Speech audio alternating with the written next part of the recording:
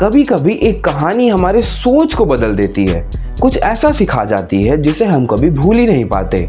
आज की कहानी भी बिल्कुल ऐसी ही है। मैं हूँ गौरव और चलिए शुरू करते हैं। दोस्तों, एक बार की बात है।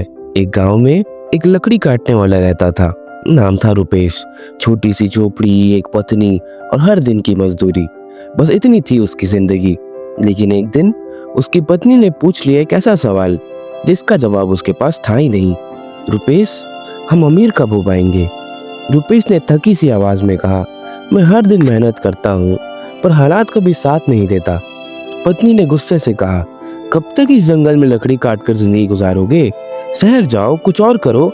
रुपेश चुप था, क्योंकि वो जानता था कि उसे शहर का शोर नहीं, जंगल की शांति पसंद थी। लेकिन एक दिन जब रुपेश लकड़ी काट रहा था, जंगल कुछ अलग सा था। अंधेरा जल्दी छाने लगा, हवा में अजीब सी गुनगुनाहट थी। रुपेश पेड़ की शाख काट ही रहा था कि अचानक एक भारी शाख नीचे गिर गई, एक तपस्वी साधु के सामने।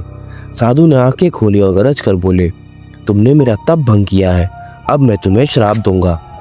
रुपेश घबरा गया, महाराज, मैंने जानबूझकर नहीं किया। साधु ने कहा, अब तू एक कुत्ता बनेगा। जब तक तू किसी सच्चे दानी व्यक्ति का बचा हुआ खाना नहीं खाएगा, तब तक तेरा श्राप नहीं कटेगा।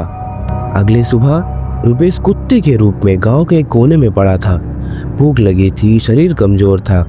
कई लोग आए, कोई रोटी लेकर आया, कोई पुराना चावल, पर दिल से नहीं। हर रोटी उसके मुंह से छूट जाती, क्योंकि साधु ने कहा था, सिर्फ सच्चे दान का बचा खाना ही तुझे मुक्ति देगा। तभी एक दिन एक नया मोड़ आया। एक छोटा बच्चा अपनी माँ से लड़ा, माँ, ये रोटी उस कुत्ते को दे दो, मुझे भूख नहीं।